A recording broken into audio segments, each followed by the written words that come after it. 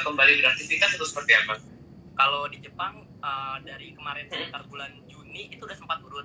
Jadi udah sempat turun bulan Juni, masuk bulan Juli Agustus second wave.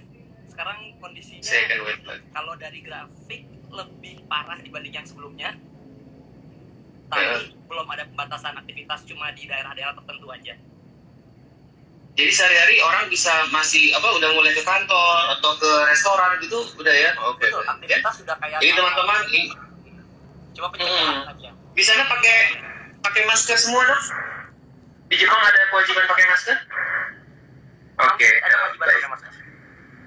Oke, maskernya. Ini yang kita waspadai ya. Jadi dalam pandemi itu ada beberapa gelombang atau waves ya, teman-teman. Jadi ada waves pertama, waves kedua dan seterusnya. Nah ini kita di Indonesia masalahnya sulit memastikan ya kita sudah di waves berapa ya. Bahkan mungkin di first wave-nya pun kita nggak tahu kita udah di puncak atau sudah melewati puncak karena memang masih simpang siur ya.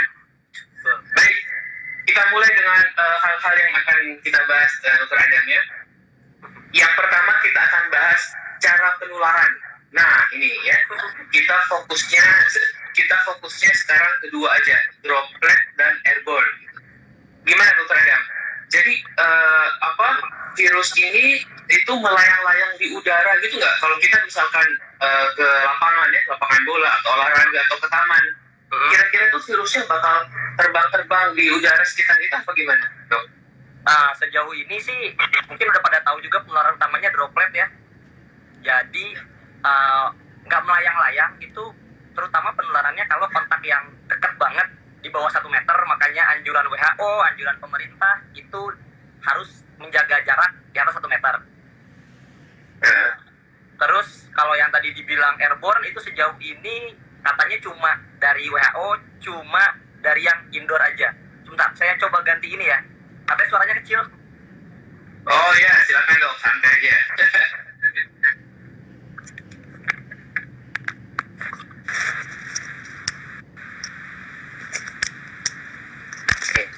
Halo. Udah lebih kencang. Ya, ini jauh lebih besar, betul. Silakan Dok, lanjut. Oke, jadi kalau yang airborne yang katanya melayang-layang di udara, sejauh ini kalau dari WHO, yang pertama kondisinya itu kalau ada tindakan yang ngebuat aerosol. Yang kedua, kalau misalnya di ruangan yang indoor dan ventilasinya nggak bagus. Oke, ya. Jadi kesimpulannya Dok, kalau boleh kita simpulkan, penularan COVID-1 terutama tetap melalui droplet ya Dok ya? Tetap melalui droplet. Betul ya? Tetap melalui droplet, percikan ludah ya, kalau kita bicara batuk bersin ya. Jadi teman-teman kalau ngomong jangan kencang-kencang ya, nggak usah teriak-teriak ya. Nah, yang kedua, pada kondisi tertentu bisa bersifat airborne, gitu ya Dok ya? Betul. Terutama tadi satu pada ruangan yang ventilasinya jelek. Betul. Ya itu di kantor, di mana lagi di mall mungkin, di restoran ya. Yang perlu dan sebetulnya kalau boleh ini Dok, di kendaraan umum Dok. Nah, termasuk di kendaraan umum ya. Kalau di Jepang sini kereta sama bis aja semua dibuka Dok. Nah, saya baru mau bilang nih, saya kadang-kadang di Jakarta ini Dok sekarang ganjil genap mulai berlaku lagi. Jadi saya sekarang mobil saya kebetulan platnya ganjil. Jadi kalau tanggal genap saya terpaksa naik taksi, entah itu taksi online atau taksi biasa ya. Jadi memang saya menyadari bahwa taksi itu walaupun kita cuma berdua sama driver, risikonya tinggi karena ventilasinya tertutup. Betul. Jadi saya kalau naik taksi saya selalu buka kacanya dua kiri kanan, jadi ada aliran udara. Ya, jadi teman-teman bisa mengikuti seperti itu ya. Jadi kesimpulannya kita ulangi lagi Dok, penularannya satu terutama lewat airborne dan pada kondisi tertentu bisa lewat droplet dan pada tertentu bisa lewat airborne. Ya betul ya. Betul Dok. Jadi kalau kita sedang di taman gitu misalkan Dok yang terbuka, jadi virusnya nggak melayang-layang gitu ya. Jadi jangan juga terlalu berlebihan ya. Betul. Oke. Selanjutnya nih Dok, apalagi yang kedua kita mau bahas cara pencegahan yang secara ilmiah terbukti Dok. Dokter ada komentar nggak? Silakan. Ya, kalau yang secara ilmiah terbukti, yang ada evidence practice medicine ya. Kalau sekarang terutama yang physical distancing sih ya. Yang jaga jarak 1 meter tadi kita juga udah sempat bahas sebelumnya karena droplet ya. Nah ini ada beberapa literatur juga yang ngomong katanya sebenarnya idealnya 2 meter. Tapi 1 meter ya nggak apa-apa. Cuma katanya semakin jauh jaraknya semakin bagus. Jadi kalau ini pesan aja kalau bisa 2 meter 2 meter. Oke. Jadi itu soal jarak dok ya. Jadi jaga jarak 1 sampai 2 meter. Betul. Yang kedua soal masker dok, gimana dok? Masker. Ada komentar soal masker. Wah ini agak ini ya. Jadi masker ini ada satu jurnal bagus. Dia bilang kalau masker itu no direct evidence. Jadi belum ada bukti langsung. Nah tapi berhubung nggak keburu kalau kita membuat direct evidence, keburu penularan kemana-mana. Jadi mereka membuat kalau nggak salah namanya risk based evidence. Itu dari jurnal itu menyebut itu may be efektif dan untuk public policy itu harus. Oke. Ya. Jadi soal masker ini kalau saya boleh sedikit menambahkan, sebetulnya paper atau jurnalnya lumayan banyak ya terhadapnya, tapi Betul. memang ada beberapa yang menyimpulkan bahwa memang lumayan cukup efektif ya. Tapi memang untuk mendapatkan tadi hubungan diet evidence memang agak sulit karena memang ini masih baru semua ya. Betul. Tapi ini pendapat saya pribadi setelah saya membaca beberapa literatur, ya saya sebetulnya saya termasuk yang setuju untuk universal use of masker gitu ya. Dan kalau kemarin kita nonton terakhir IG live-nya Dr. Fauci dari Amerika juga beliau sebenarnya sangat menganjurkan untuk penggunaan masker bagi semua dok ya, baik si sehat dan si sakit ya. Terus kemudian soal keluar rumah dok, kan satu jaga jarak. Betul. Yang kedua soal masker. Oh ini dulu cuci tangan. Ya, cuci tangan gimana dok? Kalau cuci tangan itu udah jelas yang paling baik sabun dan air mengalir ya. Kalau alkohol hand sanitizer yang alkohol base itu minimal 60%. Itu kalau kondisi tidak ada air dan sabun mengalir aja. Jadi jangan itu jadi kebiasaan. Itu kalau dari BPOM pesannya kalau kita udah makai 5 kali berturut-turut cuci tangan dengan alkohol base, wajib cuci tangan dengan sabun dan air mengalir setelahnya. Soalnya nanti virusnya sisa-sisa masih nempel. Ya, betul ya. Jadi teman-teman untuk cuci tangan tetap yang terutama adalah dengan air yang mengalir dan sabun. Kalau nggak ada, memang boleh pakai hand rub termasuk alkohol ya. Hand rub, hand sanitizer jangan yang aneh-aneh lah ya. Kita pakai yang sudah terbukti aja, yaitu tadi alkohol minimal 60% ya. Saya pribadi dok, karena saya di rumah sakit kan saya kemana-mana, jadi saya memang selalu bawa spray yang 100 cc gitu di kantong. Jadi kalau saya kira-kira habis memegang sesuatu yang kotor, saya langsung semprot karena nggak bisa selalu cuci tangan ya. Nah, jadi teman-teman juga mesti memperhatikan setiap memegang benda-benda yang sering dipegang orang lain ya. Misalkan gagang pintu, pencetan atau tombol lift ya, itu mesti cuci tangan ya. Walaupun memang kalau kita baca lagi sebetulnya penularan lewat jalur ini, misalkan habis megang tombol gagang pintu, terus kita megang hidung, itu sebetulnya relatif rendah walaupun masih mungkin ya. Tapi kita memang berusaha untuk mencegah segala cara ya yang bisa kita lakukan. Oke, itu tadi soal pencegahan ya dokter Adam ya. Jadi saya sih sebenarnya mengajak untuk penggunaan masker bagi semua ya. Betul dok. Yang berikutnya dok, nah ini yang mungkin termasuk yang paling ramai, paling kontroversial di Indonesia ya, soal diagnosis dok. Ya, sekarang kita batasi dulu, kita batasi antara PCR dan rapid test antibody. Dokter Adam silakan menjelaskan bedanya apa sih dok PCR dan rapid test. Kapan kita harus swab ya atau PCR dan kapan kita rapid test antibody? Silakan dok. Oke, terima kasih dok. Jadi kalau ini saya menyadur dari scientific briefnya WHO aja. Kalau untuk diagnosis utama gold standar untuk COVID ini pasti PCR ya. PCR pemeriksaannya yang diperiksa itu bagian dari virusnya.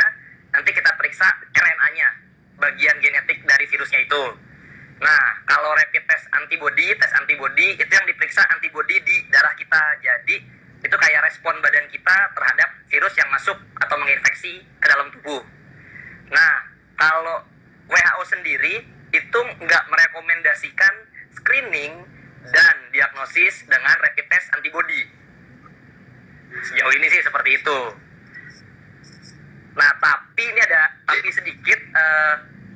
Kalau misalnya sekarang yang evidence terbaru itu mungkin Dr. Dirga juga udah baca yang dari Cochrane.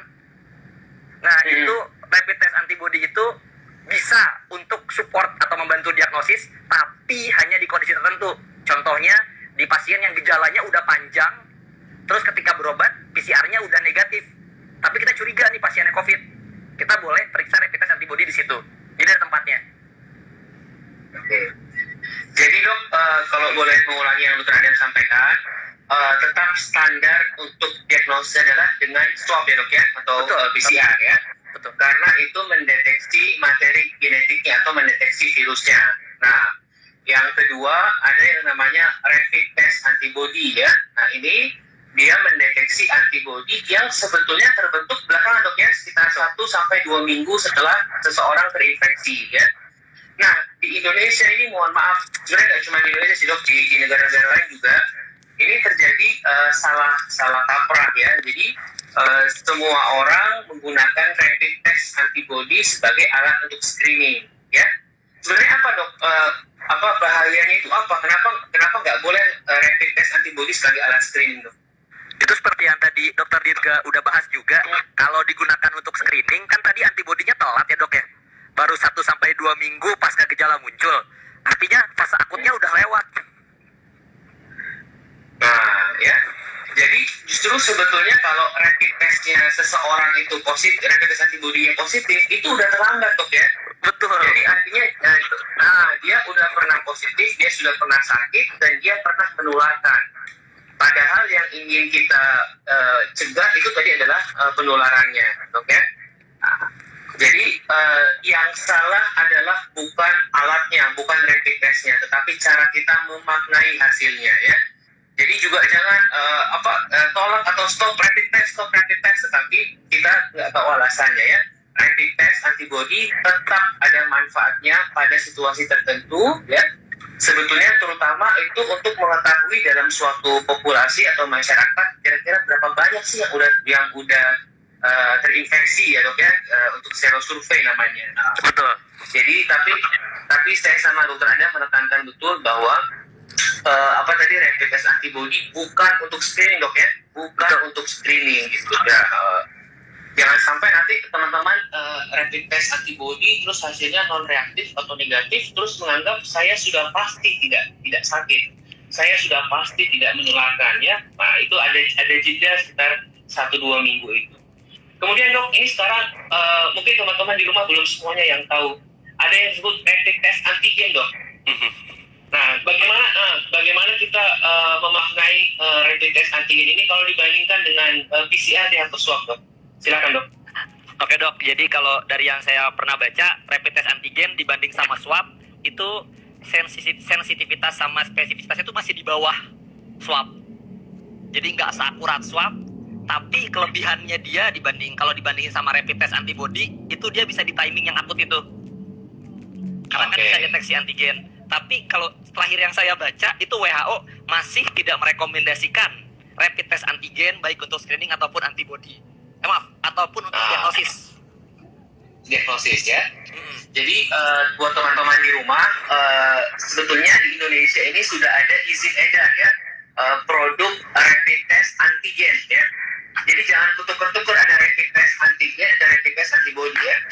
Ini di grup 1 ada PCR dan ada rapid test antigen. Kenapa satu grup? Karena keduanya sebetulnya mendeteksi materi genetik virusnya ya. Nah, kalau rapid test antibody dia berdiri sendiri. Nah, ini rapid test antigen ini teman-teman sebetulnya tujuannya udah betul ya untuk mendeteksi materi genetik virus. Tetapi sekali lagi sensitivitasnya tidak sebaik dengan PCR atau swab tadi ya. Jadi walaupun tujuannya sama, tetapi tidak bisa menggantikan sepenuhnya. Tetapi untuk konteks tertentu, dokter Adam setuju nggak? Misalkan mau naik pesawat nih dok ya, kita mau terbang ke suatu daerah. Kan selama ini syaratnya kan rapid test antibody. Betul nggak tuh dok? Kalau kita mau ke daerah harus rapid test antibody gitu. Itu secara tadi prinsip-prinsip tadi itu tepat apa enggak dok? Enggak dok, nggak tepat dok. Karena itu kan udah infeksi yang lewat. Kita nggak tahu kalau infeksinya baru aja.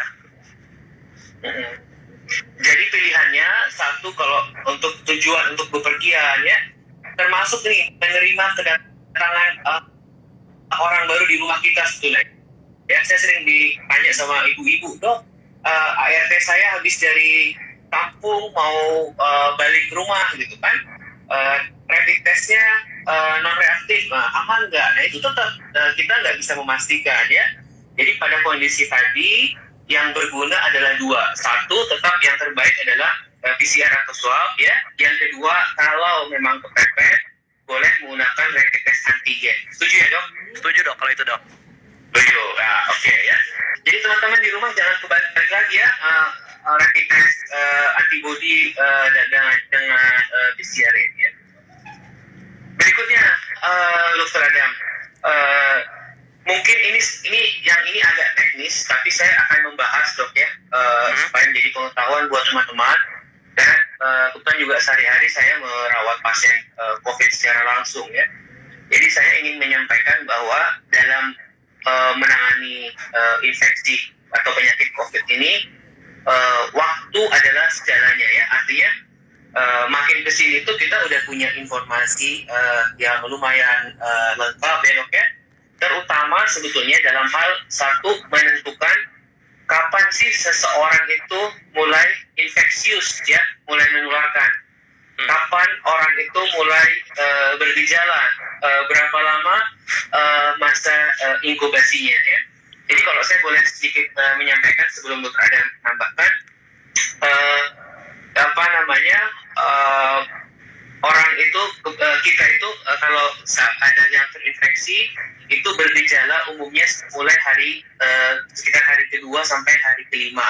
Tetapi yang untuk COVID ini dok, yang istimewa ya, sebelum dia bergejala dia sudah menularkan dok ya. Betul dok. Nah, ada tanggapan nggak dok? Gimana itu maksudnya dok? Kok bisa saya belum bergejala tapi saya sudah menularkan? Oke dok, jadi COVID ini ada masa inkubasi ya. Jadi masa inkubasi itu mulai dari kita terinfeksi sampai bergejala. Nah, di masa itu biasanya paling lama bisa sampai 14 hari, tapi rata-rata 5 sampai 6 hari. Nah, yang ini unik juga benar kayak kata dokter Dirga di COVID itu, karena 2 hari sebelum dari mulai bergejala itu dicurigai sudah mulai terjadi penularan ke orang lain. Makanya mungkin pernah dengar istilah penularan presimptomatik ya. Sebelum simptomatik gejala, penularan sebelum gejala. Itu ada. Oke ya.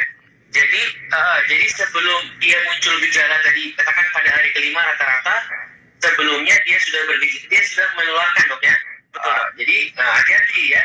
Dan ini sebetulnya yang menyulitkan bagi COVID ini, karena umumnya kalau orang tidak merasa sakit, dia akan kemana-mana, dia beraktivitas seperti biasa, dia ke kantor, dia kemana-mana, padahal dia menularkan. Okay? Nah, terus dok, berapa lama sebetulnya seseorang itu menularkan atau infeksius dok?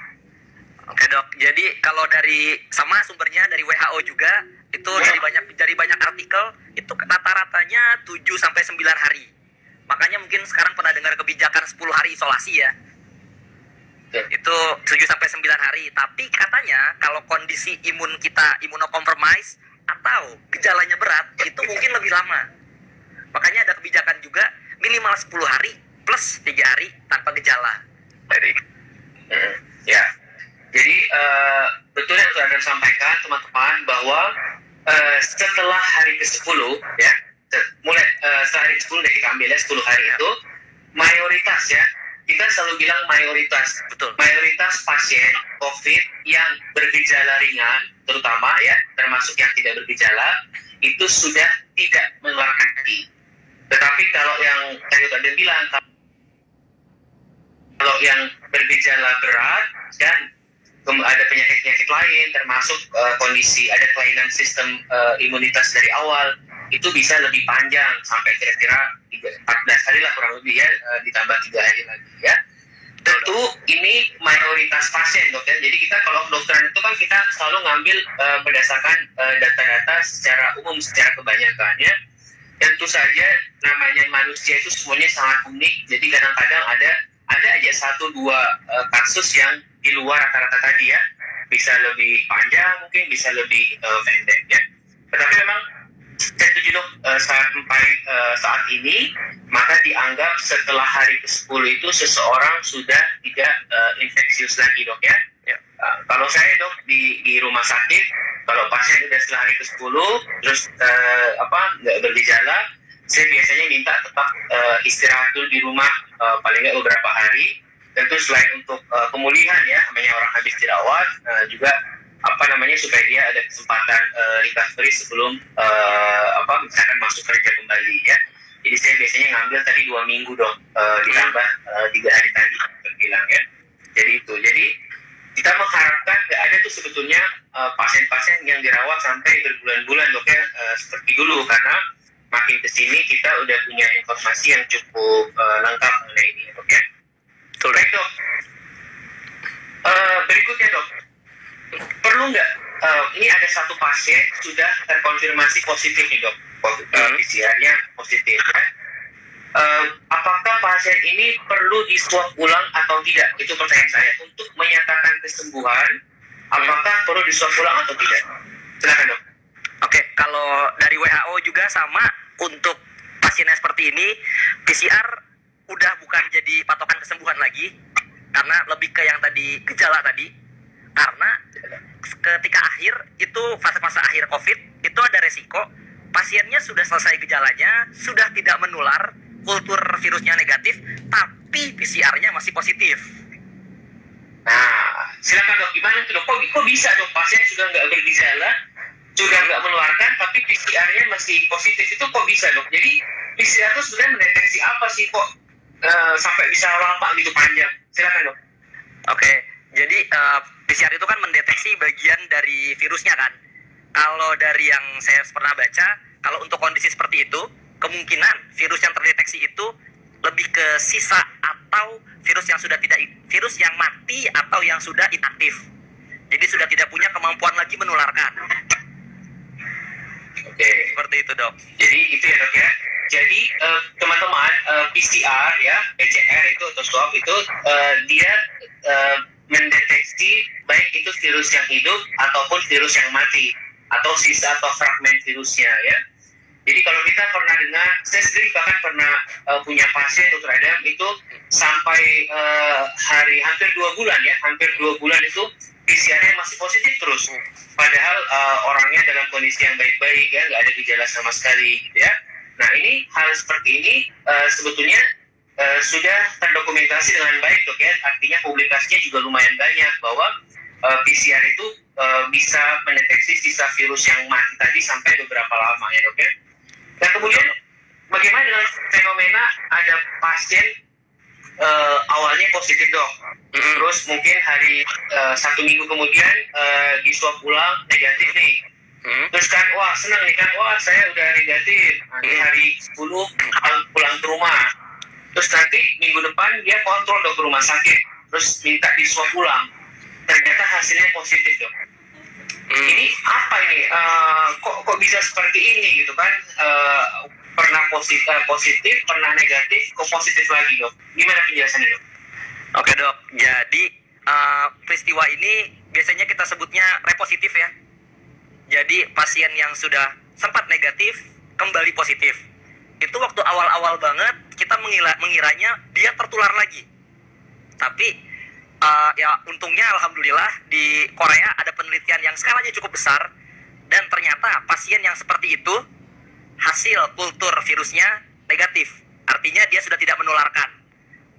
Kalau fenomenanya kita sebutnya biasanya persistent viral shedding atau prolonged viral shedding. Jadi masih ada sisa-sisa virus yang inaktif atau yang sudah mati atau fragmen yang kebetulan terdeteksi sama PCR itu. Seperti itu sih dok. Oke. Jadi kalau saya menyimpulkan dari itu terhadap penjelasannya bahwa saat ini tidak ada kasus reinfeksi dok ya. Betul. Tidak ada kasus infeksi berulang, belum ada ya. Betul. Jadi kalau teman-teman baca di koran atau di mana itu reinfeksi itu belum ada, ya tidak ada, alhamdulillah. Tetapi memang tadi ada fenomena tadi repositif dok ya. Jadi pernah positif, negatif, tapi dia positif lagi. Tadi penjelasannya karena PCR tadi mendeteksi sisa atau fragmen virusnya. Tetapi yang paling penting bahwa pasien ini, orang ini sudah tidak menularkan dok ya. Setuju ya dok ya? Setuju. Apalagi kalau swabnya 2 bulan masih positif, itu udah ya. Jadi makanya saya bilang sama pasien-pasien saya, udah nggak usah iseng-iseng, nanti bulan ketiga minta swab lagi gitu kan, ngapain ya. Jadi pokoknya tadi dalam hal infeksi COVID, waktu adalah segalanya ya. Jadi kita udah tahu sekarang bahwa di atas hari ke-10 itu pasien mayoritas sudah nggak infeksius lagi, sehingga inilah dasar ya mengapa WHO kemudian Kemenkes menetapkan panduan terbaru bahwa untuk menyatakan kesembuhan atau boleh selesai dirawat itu tidak perlu di swab ulang dok ya. Betul. Jadi tentu semuanya ini berdasarkan temuan-temuan ilmiah ya. Jadi pesan saya kalau ada pasien yang pernah positif, negatif, terus positif lagi, tidak usah bingung ya. Dan yang terpenting adalah yang paling penting sebetulnya yang bersangkutan sudah tidak menularkan lagi dok ya. Itu yang kita ingin sampaikan. Baik. Nah berikutnya nih, sebenarnya ini yang Dr. Adam rajin banget bahas tuh kalau di Instagram ya. Ya memang sebetulnya saya sih memahami dok, kita semua anak bangsa ini ingin pandemi ini segera berakhir. Kita semua ingin berkontribusi dengan cara masing-masing ya. Tapi mungkin kadang-kadang terlalu bersemangat ya. Padahal dalam sains, dalam ilmu pengetahuan itu semua itu ada prosedurnya, semua ada tahapannya yang sudah standar, yang sudah baku ya. Semata-mata karena ini menyangkut manusia dok ya, menyangkut nyawa ya, sehingga kalau kita bicara tentang obat, tentang terapi, itu selalu ada kaitannya dengan dua hal, yaitu tentang keamanan dan tentang efektivitas. Oleh karena itu ya tentu semua harus lewat prosedur untuk memastikan tadi jangan sampai tidak aman dan jangan sampai tidak efektif. Artinya kalau ada suatu produk ya, obat-obatan, baik itu obat biasa atau mungkin berbasis herbal juga, semuanya sama, semuanya tetap harus melewati tahapan-tahapan yang sudah standar ya. Dokter Adam ada komentar nggak tentang berbagai kontroversi? Kita nggak usah sebut satu persatu dok, tapi secara umum saja ya, mulai dari dulu yang awal sampai yang terbaru sekarang gitu. Saya coba tanya satu hal, ada nggak sih dok obat untuk COVID itu saat ini? Silakan. Ya, untuk saat ini obat untuk COVID belum ada. Adanya promising. Oh, tuh menjanjikan dok ya? Menjanjikan, ya. Terus jangan penelitian situ banyak dok, ada obat ini, obat itu sebetulnya gimana dok? Silakan. Oh ya, kalau buat kita ngomongin yang di seluruh dunia dulu, kalau yang sejauh ini sih udah cukup ketahuannya ada beberapa obat yang terbukti promising. Sejauh ini ada 2, mungkin pernah dengar remdesivir dan dexamethasone.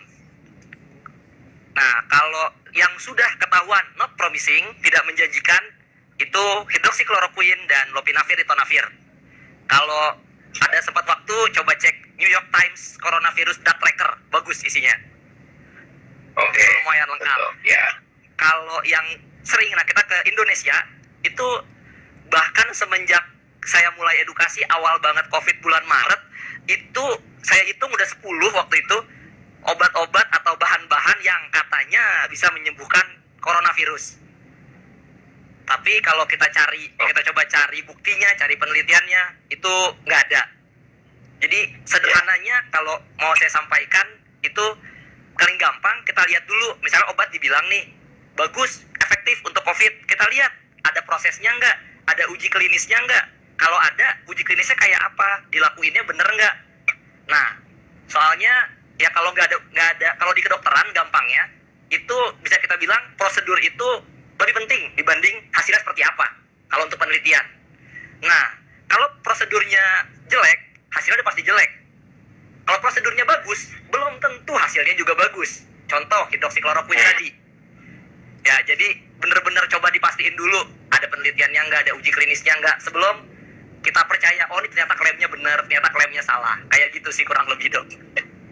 Oke. Jadi kalau saya menyimpulkan penjelasan Dr. Adam, sampai saat ini belum ada obat untuk COVID, Dok ya? Betul, Dok. Oke. Ada 2 obat tadi yang disebut remdesivir dan dexamethasone, tetapi itu juga untuk yang kasus berat saja ya, tidak diberikan secara rutin ya, apalagi pada orang yang tanpa gejala ya. Terus yang ketiga tadi menarik sekali bahwa dalam kedokteran, terutama menyangkut soal pengobatan ya, proses lebih penting daripada hasil ya, Dok ya. Betul, Dok.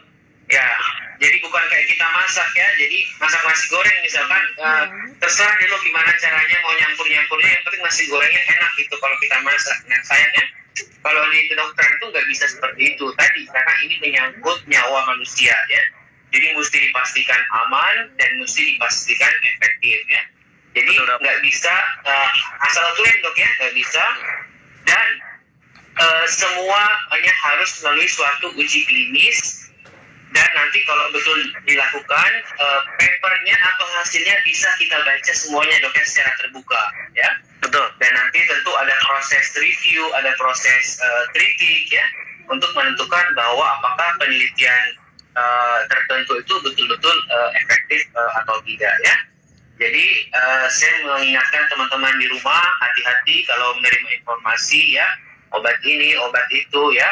Atau ada anggapan, wah kalau dokter mah semua yang berbahan herbal pasti salah semua. Oh, jangan salah ya. Obat malaria, saya kasih tahu, obat malaria yang dipakai di kedokteran sampai sekarang, artesunat, itu berbahan tanaman ya. Dan penemunya mendapat Nobel ya. Dan sehari-hari saya menggunakan berbagai obat berbahan herbal yang memang sudah melalui penelitian ya, dan memang produknya sudah standar. Dan itu kita pakai ya. Jadi salah betul kalau ada anggapan bahwa kedokteran menolak herbal. Yang kita tolak adalah apapun, mau herbal, mau nggak herbal, yang tidak melalui suatu tahapan uji klinis secara baik dan benar. Ya. Setuju, Dokter Adam ya? Setuju, Dok. Oke. Ya, berikutnya nih, ini juga sedang hot-hotnya ya, dan saya melihat kita ngomongin tentang vaksin, Dok. Nah, Dok, ini sekarang semua negara itu mengklaim ya. Kita lihat di awal-awal ada China, ada Inggris ya. Kemudian terakhir kemarin ada Rusia ya. Nah, ini sekarang juga Indonesia sedang melakukan uji klinis tahap 3, Dok. Jadi sebetulnya seakan-akan semua berlomba-lomba ini menunjukkan bahwa kita sedang mengembangkan vaksin itu. Pertanyaan saya untuk Dr. Adam, apakah saat ini sudah ada, Dok, vaksin COVID-19 di dunia deh, di mana aja boleh, ada nggak, Dok? Yang terbukti efektif belum ada sampai saat ini. Belum ada. Belum ada yang selesai uji klinis tahap 3-nya juga, Dok. Kalau yang vaksin Rusia gimana tuh, Dok? Katanya kan efektif, bahkan Presiden Rusia sampai ngasih ke anaknya katanya ya, menunjukkan bahwa efektif. Itu gimana, Dok? Oke, kalau dari yang saya cari ininya, sumbernya, itu sejauh ini yang baru selesai, itu baru tahap 1, tahap 2. Tapi publikasinya kita belum bisa nemuin. Manuskripnya juga belum ada, belum bisa kita temuin. Baru pengumuman. Kayak katanya masih ongoing, uji klinis tahap 3. Itu kan artinya belum selesai ya. Nah, jadi kalau di, sama yang tadi sumbernya kayak yang obat, yang di New York Times, sekarang New York Times Vaccine Tracker, itu mereka bikin klasifikasi khusus, Dok. Ini menarik, Dok. Mereka bikin klasifikasinya bukan sudah selesai, tapi approve, Dok. Jadi ternyata di dunia ini sudah ada 2, Dok, vaksin yang approve. Satu Rusia, yang satu Cina, tapi khusus buat militer. Militer, ya. Padahal ya. approve artinya sudah selesai uji klinis tahap 3, Dok. Itu yang unik, Dok. Oke. Approve itu artinya disetujui dipakai di negaranya masing-masing, Dok ya? Di negara seperti itu ya, kebijakan negaranya. Betul, Dok. Ya. Jadi saya menambahkan dok, jadi baik untuk obat atau vaksin teman-teman di rumah itu ada uji klinis ya untuk menentukan apakah sesuatu obat atau vaksin itu aman dan efektif ya. Dan itu biasanya melalui uji klinis fase 1, fase 2 dan fase 3.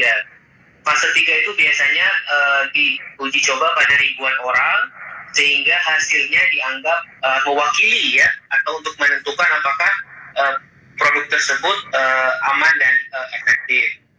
Nah, tadi Dr. bilang sampai saat ini belum ada yang menyelesaikan fase 3 dok ya. Yang ada masih ongoing ya. Termasuk di Indonesia kita sudah mulai merekrut sukarelawan untuk penelitian ya. Dan buat teman-teman di rumah ini informasinya bahwa Indonesia itu punya 2 cara untuk menyiapkan vaksin ya. Jadi yang pertama dalam jangka pendek Indonesia bekerja sama dengan produsen vaksin dari negara lain, dalam hal ini dari China ya, namanya Sinovac, itu bekerja sama dengan BUMN kita PT Bio Farma dan sedang uji klinis di Bandung dok ya oleh teman-teman dari Unpad. Yang kedua, dalam jangka panjang vaksin ini Indonesia juga menyiapkan sendiri dok. Ya, jadi Indonesia menyiapkan sendiri yang kalau kita baca disebut vaksin merah putih gitu ya. Tentu itu hanya istilahnya, bukan nanti warnanya merah dan putih gitu enggak ya. Vaksin merah putih ini dikembangkan atau disiapkan oleh Lembaga Biologi Molekuler Eijkman bekerjasama juga dengan nanti Bio Farma ya.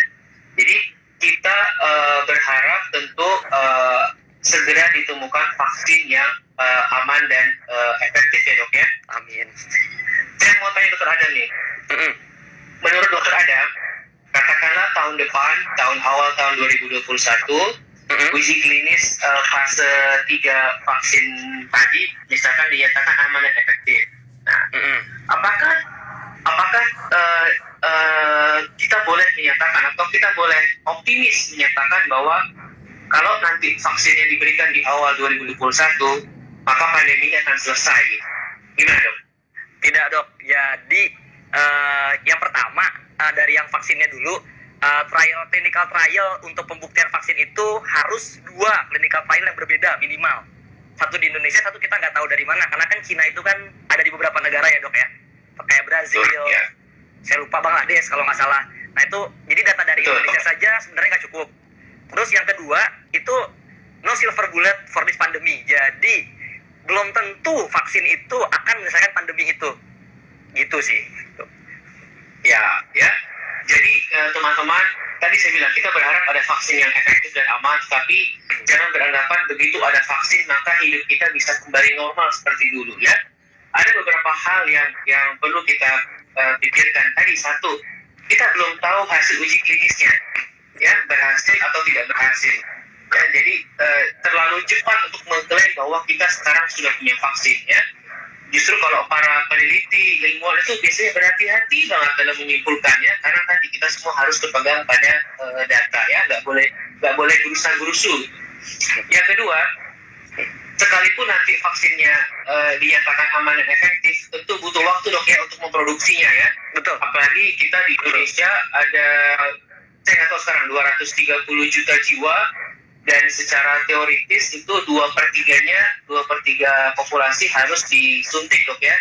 Tentu nggak bisa dalam 1-2 bulan semuanya langsung bisa disuntik ya, itu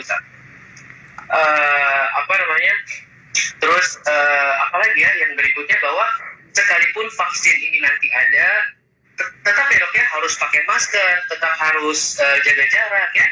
Ya, jadi bukan berarti kalau ada vaksin terus ya udah kita seperti dulu lagi ya. Jadi itu pemahaman yang keliru ya. Betul. Jadi tetap sabar, menunggu, berdoa, berharap nanti ada vaksin yang aman dan efektif. Ya dok ya. Amin dok. Ya. Nah ini mungkin yang terakhir dok sebelum kita menjawab pertanyaan teman-teman ya. Ini sekarang pandemi ini sudah 5-6 bulan. Banyak pasien yang udah sembuh dok, yang udah sembuh ya, jadi pernah dirawat, dinyatakan sudah sembuh, pulang gitu. Nah, sekarang saya sehari-hari makin banyak kedatangan pasien yang sudah sembuh, 1-2 bulan sudah sembuh, tetapi dia masih mengalami gejala-gejala, Dok. Jadi dia merasa dia belum bisa beraktivitas normal seperti sebelum sakit, ya. Jadi kadang-kadang dia ngerasa masih lelah, kadang-kadang sesak, ya, lemas, nggak jelas gitu, dan kalau masuk ke kantor juga nggak bisa konsentrasi gitu. Saya ingin mengangkat tentang fenomena yang disebut sebagai long COVID, Dok, ya. Dokter Adam ada komentar nggak, Dok, tentang fenomena long COVID ini? Silakan. Oke, terima kasih, Dok. Jadi fenomena long COVID ini yang seperti dibilang sama Dokter Dirga itu nyata ya. Itu bahkan ada penelitian, ini menarik. Dia di penelitian itu bilang kalau diukur dalam jangka waktu sekitar 60 hari pasca pasien pulang, itu 80% pasien minimal masih ada satu gejala. Entah itu, yang terutama yang paling banyak itu lelah, sesak, sama nyeri-nyeri sendi. Jadi 80%, 4 dari 5 pasien itu kemungkinan masih akan ada gejala-gejala sisa, padahal udah sembuh. Terus yang menarik lagi, itu dalam 1-3 bulan, itu sekitar, persentasenya sekitar 40-70%, itu fungsi parunya turun, Dok. Yang saya baca, Dok. Jadi makanya kadang untuk, terutama keluhannya kalau dari artikel itu, sesak kalau mau aktivitas atau mau olahraga itu masih suka kerasa. Itu sih, Dok. Jadi memang fenomena yang dokter bilang nyata, Dok. Jadi dua bulan, Dok, ya, sampai 2 bulan 80%, dan itu banyak ya teman-teman ya. Jadi 8 dari 8 dari 10 pasien itu sampai bulan kedua setelah dia sakit masih merasakan gejala-gejala yang tadi ya. Betul, Dok. Ini disebut sebagai fenomena long COVID. Dan memang saya menyarankan kepada teman-teman yang pernah terinfeksi atau sakit COVID untuk tetap kontrol ke dokter secara rutin, ya. Paling tidak saya selalu bilang 1 bulan, sebulan sekali. Karena tadi Dr. Adam sudah bilang bahwa jangan-jangan fungsi parunya menurun, ya. Jangan-jangan ada luka di paru-parunya yang terjadi akibat COVID, ya. Jadi ini juga menjadi pemahaman buat kita bahwa jangan menganggap remeh penyakit ini ya. Jadi jangan, wah gua udah COVID, udah sembuh doang gitu ya. Jangan dulu, karena ada yang disebut sebagai tadi gejala-gejala sisa ya, yang bahkan bertahan sampai 2-3 bulan. Jadi memang penyakit ini bukan penyakit yang main-main, Dok, ya. Betul, Dok. Mesti hati-hati banget ya. Mungkin itu sih, Dok, yang hal-hal yang penting-penting ya yang buat teman-teman ketahui di rumah. Sekarang kita coba jawab pertanyaan, Dok, ya, dari teman-teman. Boleh, Dok. Teman-teman boleh ketik silahkan pertanyaannya di IG Live kita ini, mau bertanya apa ya. Sebentar, Dok, kita pilih satu. Boleh, Dok. Nah, ini nih. Silakan, Dok. Dok, apakah benar ada mutasi virus corona yang bisa menular 10 kali lipat ya? Dokter Anda mungkin jelasin dulu apa itu mutasi, Dok, ya? Silakan, Dok. Oke, jadi mutasi itu perubahan pada struktur genetik dari virusnya. Nah, mutasi itu sebenarnya terjadi hampir setiap waktu, tapi mayoritas dari mutasi itu tidak mengakibatkan apa-apa. Jadi nggak ada yang berubah. Nah, kalau misalnya ada mutasi yang berubah, itu yang sempat dibahas nih, yang bilang mutasi virus corona yang bisa menular 10 kali lebih cepat, itu mutasinya namanya D614G. Jadi ngomong ilmiah nih, nggak apa-apa ya, Dok, ya? Nggak apa-apa, silakan. Ya, jadi mutasi ini 10 kali lebih cepat, betul, tapi di in vitro atau di penelitian pada sel. Untuk di manusia, kita masih belum tahu, belum ada buktinya. Jadi sampai saat ini, jawabannya apakah bisa menular di 10 kali lebih cepat? Di sel, ya. Di manusia, kita belum tahu. Seperti itu, Dok. Ya, jadi sebetulnya semua virus itu ya lazim sekali untuk bermutasi, Dok, ya, dan betul, Dok. Dan kita jangan terlalu menyimpulkan. Bahkan kalau saya tidak salah untuk SARS-CoV-2 ini sebetulnya mutation rate-nya cenderung rendah, Dok, ya, dan sampai sekarang belum ada yang signifikan gitu ya. Jadi udah teman-teman jangan terlalu khawatir ya. Oke, coba kita pilih lagi pertanyaannya. Terutama tadi yang belum sempat dibahas ya. Mana lagi ya? Ini mungkin nih. Silakan, Dokter Adam. Apakah benar OTG lebih kecil penularannya? Oke, OTG penularannya lebih kecil. Kalau kita bicara dari viral load-nya, OTG sama pasien yang bergejala cenderung hampir sama ya. Jadi resiko penularannya juga sebenarnya kurang lebih sama. Itu sih dok kalau dari yang saya sempat baca dok. Oke, baik. Jadi risiko penularannya sama ya. Jadi OTG atau enggak OTG tetap bisa menularkan. Betul. Nah ini ada pertanyaan dok barusan lewat kawan kita Dr. Ferdi Rifa Hamzah juga ternyata bergabung. Halo Pak Rifa ya. Tadi Dr. Ferdi Rifa nanya kapan dok kita sebaiknya mesti swab setelah ada kontak. Misalkan hari ini kita ke kantor ternyata ada teman satu ruangan yang dia baru ketahuan positif. Itu swabnya hari ini atau besok atau kapan dok? Silakan. Oke dok, jadi kalau dari yang saya udah baca, jadi PCR itu juga ada waktu ketika waktu di mana dia bisa false negatif, terutama di awal-awal terinfeksi, di awal-awal exposure. Kalau nggak salah saya agak kurang ingat jelasnya berapa, mungkin 1 sampai 3 hari itu angka false negatifnya besar sekali. Bahkan di hari pertama terinfeksi itu mendekati 1%. Jadi walaupun terinfeksi belum tentu ketahuan. Kenapa? Karena virusnya belum sempat bereplikasi. Jumlahnya masih terlalu sedikit untuk dideteksi melalui PCR. Seperti itu sih dok. Kalau untuk idealnya berapa mungkin dokter lebih ini dok. Ya, saya memang pernah baca dokter dan terus terang ini belum menjadi suatu kesepakatan juga ya. Jadi memang tapi betul, jangan terlalu cepat ya. Jadi misalkan hari ini kita ada kontak nggak sengaja dengan pasien yang positif, jangan sorenya langsung swab, jangan ya. Yang saya baca sebaiknya ditunda paling cepat 24 jam. Bahkan kalau nggak salah seperti di Inggris itu 3 hari dok. Yang menganjurkan 3 hari untuk memberikan kesempatan ya, tanda petik kesempatan tadi virusnya memperbanyak diri dulu. Tetapi ini yang paling penting nih, kalau ada kontak dengan pasien yang positif dan kita lagi nunggu waktu untuk swab, perlakukan diri kita positif dulu. Artinya kita jangan masuk kantor, jangan ke mall, jangan ke restoran ya, karena kita nggak tahu. Jadi itu yang penting, kita di rumah dulu, kita isolasi mandiri dulu sampai nanti terbukti memang swabnya negatif. Ya. Setuju dok ya? Setuju dok. Oke. Nah ini dok pertanyaan yang bagus nih. Silakan dokter Adam. Dok, bisa nggak tes swab positif corona tetapi bukan COVID? atau ini rumah sakit sengaja nih semua di COVID-in semua ya? Itu gimana dok? Silakan dok. Oke, jadi ini saya langsung ngomong angka aja ya biar lebih meyakinkan ya. Jadi silakan dok. Dari penelitian dari Jepang kebetulan dari tempat saya sekolah, bukan dari tempat saya sekolah tapi dari Jepang itu angka spesifisitas atau kalau misalnya kita pasti positif itu ada kemungkinan negatif apa enggak itu mendekati 9, itu angkanya 99,7% dok. Wow, hampir 100% ya. Betul. Dan itu kemungkinan terjadi yang seperti ini cuma satu, yaitu kontaminasi. Jadi masalah teknis sampel di laboratorium terus terkontaminasi itu juga kecil sekali kemungkinannya. Itu sih dok. Jadi kesimpulannya PCR adalah alat diagnosis yang utama dok ya, yang standar bakunya dan tingkat kesalahannya amat sangat kecil ya. Betul. Karena gini dok, saya kalau di lapangan itu sering ketemu, misalkan dia tes hari ini positif, terus dia nggak percaya, enggak kok, saya nggak percaya saya positif. Nanti 2 hari lagi dia tes di tempat lain, hasilnya negatif dok.